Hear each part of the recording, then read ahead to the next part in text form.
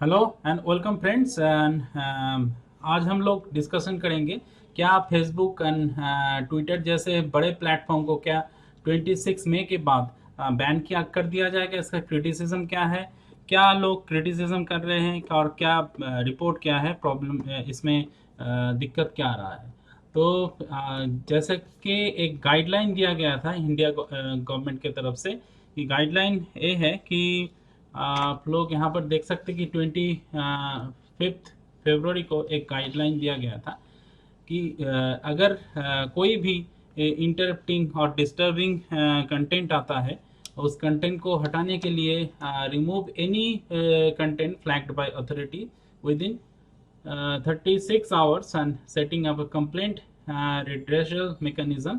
जो automatic redressal mechanism होगा, तो उसके तहत इस जैसे कोई भी कंटेंट जो ऑफेंसिव कंटेंट है, उस ऑफेंसिव कंटेंट को हटाना पड़ेगा। अब सबसे ज़्यादा बात है, ये एक टर्म आया है, इस टर्म को समझना हम लोगों के लिए ज़रूरी है।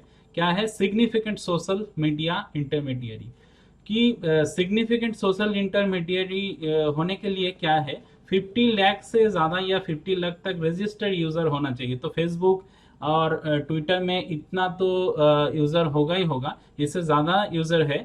सबसे ज़्यादा यूज़र है व्हाट्सएप में। तो किसी भी ऐसे प्लेटफॉर्म में जैसे फेसबुक हो गया, ट्विटर हो गया, इसी किसी भी ऐसे प्लेटफॉर्म में मिसयूज नहीं किया जाए कि जैसे आतंकवादी संस्थाओं के द्वारा या टेररिस्ट एजेंसी के द्वारा कोई भी मिसयूज नहीं किया जाए और वुमेन्स के अगेंस्ट कुछ मतलब नहीं बोला जाए। तो इस मिसयूज को रोकने के लिए एक गाइडलाइंस तैयार किया गया था 25 फरवरी को। तो उस गाइडलाइन को अभी तक किसी भी प्लेटफॉर्म ने, जैसे फेसबुक ट्विटर ऐसे बड़े बड़े जाइंट सोशल मीडिया प्लेटफॉर्म ने अभी तक उतना केयर नहीं किया। तो एक सेक्शन है बहुत ही इम्पोर्टेंट अंडर सेक्शन 79। ये सेक्शन आता है कि आईटी रूल्स के तहत, टेक्नोलॉजी इंफॉर्मेशन एक्ट के तहत ये सेक्शन है। ये सेक्शन जो है, ये सेक्शन प्रोटेक्शन देता है। जैसे फेसबुक हो गया, ट्विटर हो गया, इस इंटरमीडियरी जो प्लेटफॉर्म होते हैं, इस प्लेटफॉर्म को प्रोटेक्शन देते हैं। जैसे कोई भी फेक न्यूज़ अगर कोई यूज़र फेसबुक या ट्विटर का कोई यूज़र अगर फेसबुक में और ट्विटर में देता है, तो उसके तहत इन इन लोगों को इस एक्ट के तहत प्रोटेक्शन मिलता है कि ये तो इंटरमीडियरी है, ये प्लेटफॉर्म तो इंटरमीडियरी है, इनका कोई दोष नहीं है इस पोस्ट के तहत, इस फेक न्यूज़ के तहत या ऑफेंसिव कंटेंट की तहत इनको मतलब दोषी नहीं माना जाएगा। ठीक है, तो ये एक प्रोटेक्शन है, एक प्रिविलेज था। तो इसके तहत इन लोगों को एक प्रिविलेज दिया जाता है कि आप लोगों को कोई दोष नहीं है। ज़्यादा से ज़्यादा जो यूज़र है, यूज़र एंड के तरफ से फेक न्यूज़ फैला गया है, यूज़र एंड के तरफ से ऑफेंसिव कंटेंट दिया गया है, तो इनमें से फेसबुक और ट्विटर का कोई दोष नहीं। ये सेक्शन याद रखिएगा, बहुत ही इंपॉर्टेंट है। जो डेडलाइन दिया गया था 26 मई तक डेडलाइन दिया गया था। तो डेडलाइन ख़त्म होने के बाद अगर डेडलाइन ख़त्म हो जाता है, तो देखते हैं कि उसके बाद क्या होता है। तो कुछ ऑफिसर्स इन लोगों को अपॉइंट करना था, 3 ऑफिसर्स इन लोगों को अपॉइंट करना था। उसके बारे में हम लोग यहाँ पर डिस्कशन करेंगे। और जो थर्ड पार्टी इंफॉर्मेशन से डाटा है, जो प्रॉब्लम है, कम्युनिकेशंस लिंक है made available in hosted by him, not be liable this platform. ठीक है, ये जो इंटरमीडियरी प्लेटफॉर्म है, इसके लिए कोई भी लाइबिलिटी नहीं लेते। तो ये सेक्शन याद रखिएगा, इससे क्वेश्चन आ सकते हैं। तो यही है रीज़न। तो इसके तहत एक गाइडलाइन दिया गया था कि अगर क्रिमिनल ये गाइडलाइन फॉलो नहीं किया जाएगा, तो अगेंस्ट दिस गाइडलाइन अगर फॉलो नहीं करेंगे ये प्लेटफॉर्म फेसबुक ट्विटर और जैसे कि जाइंट व्हाट्सअप हो गया, तो ये प्लेटफॉर्म अगर ये गाइडलाइन अगर इन लोगों ने किसी ने रिस्पॉन्स नहीं किया और अगर नहीं करेंगे, तो इसके अगेंस्ट क्रिमिनल केसेस हो सकता है। तो आगे आने वाले दिनों में हम लोग देखेंगे कैसे क्रिमिनल केसेस या कुछ क्या स्टेप्स लेते हैं इंडिया गवर्नमेंट। तो इसके बारे में हम लोग देखेंगे। तो एक प्लेटफॉर्म है, इंडिया का प्लेटफॉर्म, जो कू को छोड़ के किसी ने इस गाइडलाइन को मतलब ठीक तरीके से नहीं माना। तो इस कू प्लेटफॉर्म के बारे में क्या है, एक इंडियन प्लेटफॉर्म है, इंडियन ऐप है, जैसा कि आप देख सकते हैं कि इसके बारे में विकिपीडिया और सोशल मीडिया में आप जान सकते हैं। 50 लाख से ज़्यादा यूज़र लेके इन लोगों ने इस गाइडलाइन को माना है, इंडिया गवर्नमेंट के गाइडलाइन को माना है। तो गाइडलाइन क्या है, इन लोगों को 3 ऑफिशियल्स मतलब अपॉइंट करना था। एक ऑफिसर चीफ कंप्लेंट ऑफिसर्स, ठीक है, ये याद रखिएगा। नोडल कॉन्टैक्ट पर्सन, जो नोडल कॉन्टैक्ट पर्सन है उनको इन लोगों को अपॉइंट करना था। और रेसिडेंट ग्रीवेंस ऑफिसर्स, इन 3 ऑफिसर्स को इन बड़े बड़े जाइंट जो फेसबुक हो गया, ट्विटर हो गया, सोशल मीडिया प्लेटफॉर्म को अपॉइंट करना था। लेकिन इनमें से किसी ने भी ऐसा नहीं किया, ठीक है। और सारे ऑफिशियल्स का, all 3 officials have to reside in India.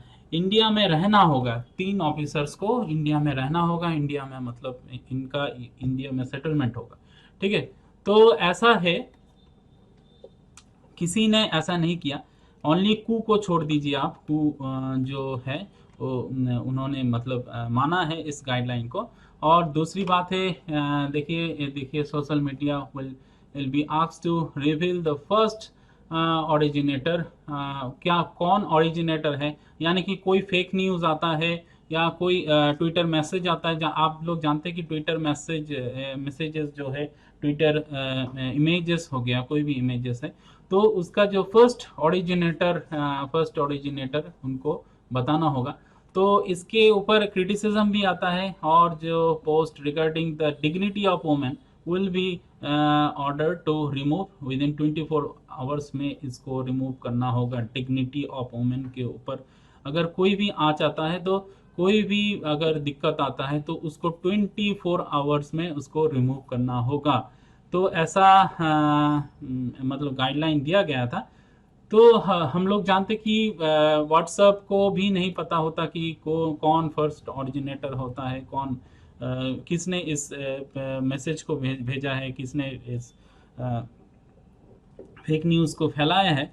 तो फर्स्ट ओरिजिनेटर पता करना मुश्किल होता है व्हाट्सएप में, क्योंकि वो तो end to end encrypted message होता है। तो ये प्रॉब्लम हो सकता है। तो कोई प्लेटफॉर्म बोल रहा है कि हम लोगों को 6 मंथ तक मतलब दिया जाए, क्योंकि एक रिपोर्ट मांगा जा रहा है कि month two month monthly report एक पेश करना होगा, मंथली रिपोर्ट देना होगा।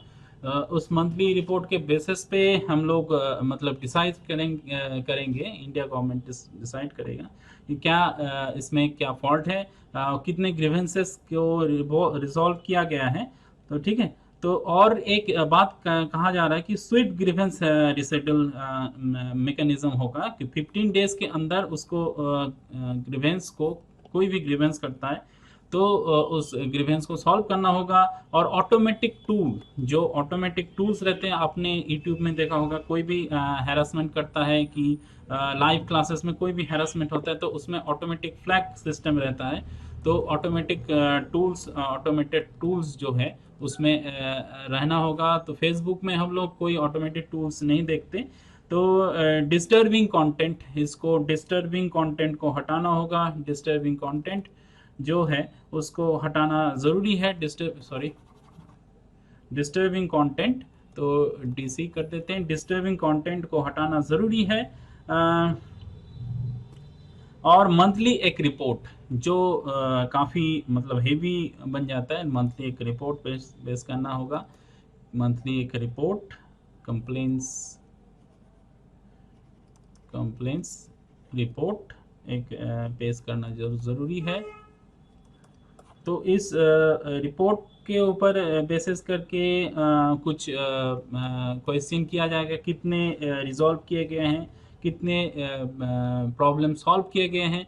तो और एक बात ज़रूरी है कि अगर आप लोग देखते हैं कि ट्विटर और फेसबुक में कोई फिज़िकल कोई कॉन्टैक्ट डिटेल नहीं है, जो फिज़िकल कॉन्टैक्ट डिटेल्स इनको गाइडलाइन में दिया गया था कि फिज़िकल कॉन्टैक्ट डिटेल्स चाहिए, जो इन लोगों का नहीं है। अगर कोई दिक्कत आ जाता है, कोई प्रॉब्लम आ जाता है, तो आप फिजिकल कांटेक्ट एड्रेस पे आप मेल कर सकते हैं, लेकिन इन लोगों का कोई मेलिंग एड्रेस ठीक तरीके से नहीं पाया जाता। तो ये भी गाइडलाइन में दिया गया था कि फिजिकल कांटेक्ट डिटेल्स चाहिए। तो इन लोगों ने किसी ने भी इसके ऊपर केयर नहीं किया। तो आगे आने वाले दिनों में हम लोग देखेंगे कि क्या हो सकता है। इसमें क्रिटिसिज्म भी हो रहा है। क्रिटिसिज्म क्या against of Indian government, India government. So criticism क्या है कि जो व्हाट्सएप का जो होता है, या कुछ ऐसे प्राइवेट जो मैसेजेस होते हैं, उनके ऊपर गवर्नमेंट मतलब नोटिस कर रहा है। ऐसा जो प्राइवेसी है वो ख़त्म होने वाला है, ऐसा सोचा जा रहा है, क्रिटिसिज्म किया जा रहा है। तो इसमें क्या है, जो इसमें काफ़ी लोग बोल रहे हैं कि without the implementations of the personal data protections bill, आप ये लोग मतलब इस सेक्शन को हटा नहीं सकते, और ट्विटर को और फेसबुक को ऐसे बैन नहीं कर सकते, क्योंकि पर्सनल डेटा प्रोटेक्शंस जो एक्ट है उसको बिल भी जो बिल है उसको भी इसके साथ लेना ज़रूरी है, नहीं तो पर्सनल जो प्राइवेसी है वो ख़त्म होने वाला है। तो ये कुछ जो एग्ज़ाम में आने वाले इम्पोर्टेंट पॉइंट ऑफ व्यू से इम्पोर्टेंट था, उसको मैंने यहाँ पर डिस्कशन किया। एक तो section under sections IT and under sections this 79 section जो IT के अंडर है, जो थर्ड पार्टी इंफॉर्मेशंस और डेटा रिलेटेड है, जिसमें बोला जाता है कि इसको प्रोटेक्शन मिलता है फेसबुक और जैसे कोई भी सोशल मीडिया प्लेटफॉर्म हो, इसको प्रिविलेज मिलता है। इसको अच्छी तरीके से पढ़िएगा, और इसमें शॉर्ट क्वेश्चन भी आ सकते हैं। ठीक है, thank you very much for watching this current affairs, और आगे आने वाले वीडियोस में हम लोग और भी डिस्कशन करेंगे। For that time, till then stay tuned, bye bye.